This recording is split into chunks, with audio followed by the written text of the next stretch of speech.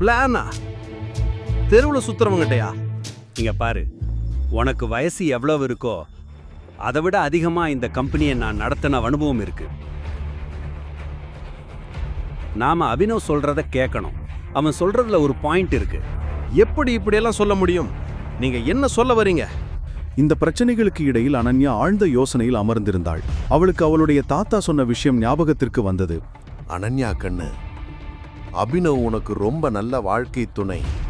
எப்பவும் ஞாபகம் வச்சுக்கோ.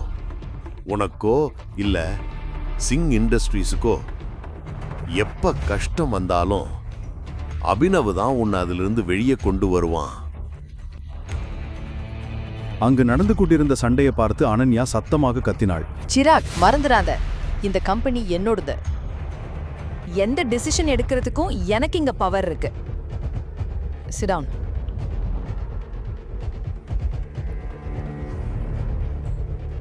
அபினவ், உட்காரு, காட்டு. சிராகை அனன்யா திட்டியதை பார்த்து அபினவுக்கு மிகவும் மகிழ்ச்சியாக இருந்தது.